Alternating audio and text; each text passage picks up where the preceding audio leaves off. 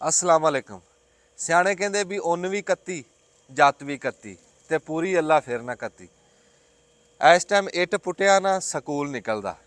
ਤੁਸੀਂ ਜਿੱਥੇ ਜਾਓ ਨਾ ਸਕੂਲਾਂ ਦੀਆਂ ਲਾਈਨਾਂ ਲੱਗੀਆਂ। ਮੈਂ ਕਹਿੰਦਾ ਤਲੀਮ ਮੁੱਲ ਵਿਕਦੀ ਆ, ਜੇ ਜਿੱਥੋਂ ਮਰਜ਼ੀ ਲੈ ਲਓ, ਪਰ ਤਰਬੀਅਤ ਨਹੀਂ ਲੱਭਦੀ। ਤਰਬੀਅਤ ਆਪਾਂ ਆਪ ਕਰ ਸਕਦੇ ਹਾਂ, ਉਹ ਸਕੂਲਾਂ 'ਚ ਕੁਛ ਵੀ ਨਹੀਂ। ਕਾਲਜ ਦੇਖ ਲਾ, ਯੂਨੀਵਰਸਿਟੀਆਂ ਦੇਖ ਲਾ, ਉੱਥੇ ਸਿਰਫ ਤਲੀਮ ਆ। ਤਲੀਮ ਵੀ ਉਹ ਜਿਹੜੀ ਕਿਤੇ ਕੰਮ ਨਹੀਂ ਆਉਂਦੀ।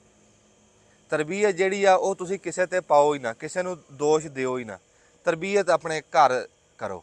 ਇਹ ਜਿਹੜਾ ਘਰ ਆ ਨਾ, ਇਹ ਕਹਿਣ ਨੂੰ ਘਰ ਆ ਵੀ ਇੱਕ ਤੀਵੀਂ ਬੰਦਾ ਵਿਆਹ ਕਰਦਾ ਹੈ, ਫਿਰ ਉਹ 'ਚੋਂ ਅੱਲਾ ਨਿਆਣੇ ਦਿੰਦਾ।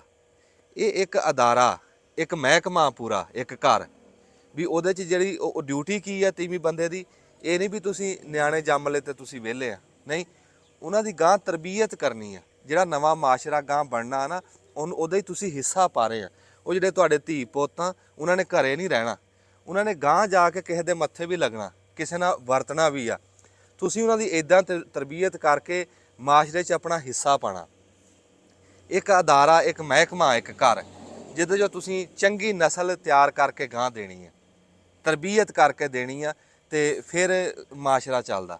ਮਾਸ਼ਰਾ ਕੌਣ ਆ? ਤੂੰ ਆ ਜਾਂ ਮੈਂ ਆ। ਅਸੀਂ ਚੰਗੇ ਆ, ਅਸੀਂ ਮਾੜੇ ਆ। ਦੌਰ ਚੰਗਾ ਮਾੜਾ ਨਹੀਂ ਹੁੰਦਾ, ਦੌਰ ਅਸੀਂ ਆ, ਦੌਰ ਹੋਰ ਕੌਣ? ਹੁਣ ਦਿਲ ਬੜਾ ਦੁਖਿਆ ਜਿਹੜਾ ਲਾਹੌਰ ਦੇ ਵਿੱਚ ਉਹ ਹੋਇਆ ਨਾ ਵਕੂਆ, ਮਾੜਾ ਹੋਇਆ। ਮੈਂ ਇਹ ਨਹੀਂ ਕਹਿੰਦਾ ਚੰਗਾ ਹੋਇਆ, ਬੜਾ ਦਿਲ ਦੁਖਿਆ। ਸਾਡੀ ਬਦਨਾਮੀ ਹੁੰਦੀ ਆ ਬੜੀ ਦੂਰ ਤੱਕ, ਇਹ ਨਹੀਂ ਹੋਣਾ ਚਾਹੀਦਾ।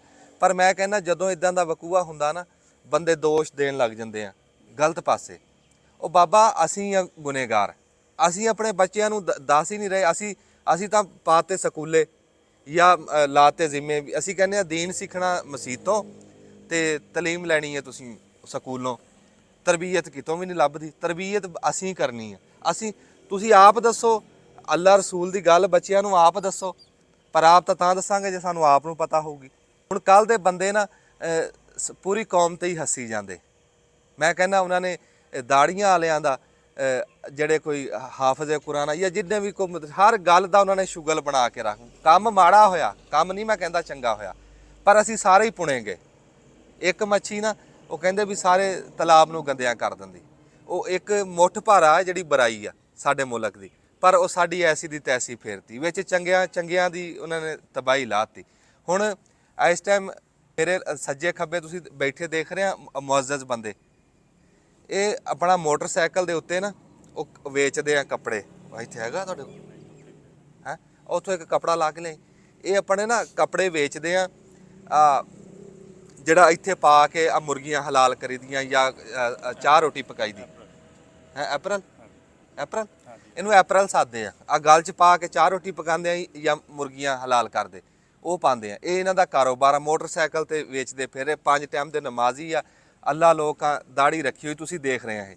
ਹੁਣ ਮੈਨੂੰ ਦੱਸ, ਜਿਹੜੇ ਤੁਸੀਂ ਕੱਲ੍ਹ ਦੇ ਕਹੀ ਜਾਂਦੇ ਆ ਵੀ ਇਹ ਕੌਮ ਜਾਹਲ ਆ, ਇਹ ਕੌਮ ਇੱਦਾਂ, ਆਹ ਕੌਮ ਵੀ ਆ। ਇਸ ਕੌਮ ਦਾ ਅਸਲ ਚਿਹਰਾ ਆ ਵੀ ਆ। ਇਹ ਮੈਨੂੰ ਦੱਸ ਵੀ ਕਿੰਨੇ ਕੁ ਕਮਾਈ ਹੈ ਇਹਦੀ ਤੇ ਕੀ ਕਾਰੋਬਾਰ ਆ। ਲੇਕਿਨ ਉਹ ਆਪਣੀ ਰੋਜ਼ੀ ਕਮਾ ਰਹੇ, ਮਿਹਨਤ ਕਰ ਰਹੇ ਆ। ਉਹ ਦੱਸਦੇ ਆ ਵੀ ਪਿਛਲੇ ਮਹੀਨੇ ਅਸੀਂ ਜਿੱਥੇ ਜਿੱਥੇ ਦੇ ਕੇ ਆਏ ਆ ਨਾ, ਉਹਨਾਂ ਨੂੰ ਮੁੜ ਕੇ ਉਹ ਅਗਲੇ ਕਿਹੜਾ ਪਾਟ ਗਏ। ਇਹ ਪੱਕਾ ਕੱਪੜਾ ਛੇਤੀ ਪਾਟਦਾ ਹੀ ਨਹੀਂ, ਤੇ ਉਹਨਾਂ ਨੇ ਲਏ ਨਹੀਂ। ਮੋਟਰਸਾਈਕਲ ਦੇ ਉੱਤੇ ਇਸ ਟਾਈਮ ਅਸੀਂ ਲੈਲਪੁਰ 'ਚ ਬੈਠੇ ਆ। ਬਾਈ ਕਹਿੰਦਾ ਸਾਦਕਾਬਾਦ ਤੱਕ ਅਸੀਂ ਮੋਟਰਸਾਈਕਲ ਤੇ ਜਾਂਦੇ ਆ। ਤੂੰ ਤਾਂ ਫੇਸਬੁੱਕ ਤੇ ਬਹਿ ਕੇ ਦੰਦੀਆਂ ਕੱਢ ਦਿੰਦਾ ਨਾ ਇਸ ਕੌਮ ਤੇ ਜਾਂ ਇਹਨਾਂ ਤੇ। ਅਸੀਂ ਕਿਹੜੇ ਹਾਲਾਤਾਂ 'ਚੋਂ ਲੰਘ ਰਹੇ ਹਾਂ, ਅਸੀਂ ਕਿਹੜੀ ਅਖਿਆਈ 'ਚੋਂ ਲੰਘ ਰਹੇ ਹਾਂ, ਅਸੀਂ ਕੀ ਕੁਛ ਅਸੀਂ ਬਰਦਾਸ਼ਤ ਕਰ ਰਹੇ ਹਾਂ। ਫਿਰ ਸਾਡਾ ਬਹੁਤਾ ਦਿਲ ਦੁਖਦਾ ਜਦੋਂ ਫੇਸਬੁੱਕ ਤੇ ਇਦਾਂ ਦੀ ਇੱਕ ਜਗ੍ਹਾ ਤੇ ਕੰਮ ਹੁੰਦਾ ਤੇ ਉਹ ਸਾਰਿਆਂ ਦੇ ਉੱਤੇ ਹੀ ਸੁਹਾਗਾ ਫੇਰ ਦਿੰਦੇ। ਜਦੋਂ ਤੁਸੀਂ ਉਹ ਸਾਰਿਆਂ ਦੀ ਗੱਲ ਕਰਦੇ ਸੀ ਨਾ ਵੀ ਸਾਰੇ ਹੀ ਇਦਾਂ ਕੌਮ ਦਾੜੀਆਂ ਵਾਲੇ ਵੀ ਜਾਹਲ ਆ, ਬਸ ਮੈਂ ਇਹੀ ਦੱਸਣਾ ਸੀ ਵੀ ਇੱਦਾਂ ਦੇ ਵੀ ਵਿੱਚ ਹੈ। ਹੁਣ ਤੂੰ ਜੋ ਮਰਜ਼ੀ ਸਮਝੀ ਜਾ। ਉਹ ਗੁਨਾਹ ਤਾਂ ਇੱਕ ਨੇ ਕੀਤਾ ਉਹਨੇ ਮਾੜਾ। ਉਹ ਜੋ ਵੀ ਉਹ ਕੱਪੜੇ ਤੇ ਲਿਖਿਆ ਸੀ, ਕਹਿੰਦੇ ਵੀ ਕਿ ਉਹ ਕੱਪੜਿਆਂ ਦੀ ਕੰਪਨੀ ਦਾ ਨਾਂ ਲਿਖਿਆ ਸੀ, ਤੇ ਉਹ ਬਣਿਆ ਜਾਹਲੀਅਤ ਆ। ਪਰ ਇਹ ਜਾਹਲੀਅਤ ਕਿਹਨੇ ਫੈਲਾਈ ਆ? ਕੌਣ ਜ਼ਿੰਮੇਦਾਰ ਹੈ ਇਹਦਾ? ਤੂੰ ਕਿਸੇ ਇੱਕ ਨੂੰ ਕਹਿ ਦੇਗਾ? ਆਪਾਂ ਸਾਰੇ ਜ਼ਿੰਮੇਦਾਰ ਆ। ਅਸੀਂ ਆਪਣੇ ਬੱਚਿਆਂ ਨੂੰ ਦਿੱਤਾ ਕੀ ਹੈ, ਦੱਸਿਆ ਕੀ ਹੈ? ਜਾਂ ਕਾਰਟੂਨ ਦਿਖਾਏ ਜਾਂ ਕ੍ਰਿਕਟ ਦੇ ਮੈਚ ਦਿਖਾਏ। ਅਸੀਂ ਤਰਬੀਅਤ ਜਾਂ ਤਲੀਮ ਤਾਂ ਦਿੱਤੀ ਨਹੀਂ। ਜੇ ਰਿੜਦੇ ਨੂੰ ਜਾ ਕੇ ਸਕੂਲੇ ਜਮ੍ਹਾਂ ਕਰਾ ਕੇ ਫੀਸ ਦੇ ਕੇ ਤੁਸੀਂ ਛੁੱਟੇ ਟੁੱਕੇ ਆ ਨਾ, ਫਿਰ ਇਦਾਂ ਦੇ ਕੰਮ ਹੀ ਹੋਣੇ ਆ। ਫੇਸਬੁੱਕ ਤੇ ਬਹਿ ਕੇ ਇੱਕ ਦੂਏ ਤੇ ਤੰਜ਼, ਕਿਹਦੇ ਤੇ ਤੰਜ਼ ਕਰਦੇ? ਆਪਣੇ ਮੂੰਹ ਤੇ ਆਪ ਹੀ ਚਾਟਾ ਮਾਰ ਰਹੇ।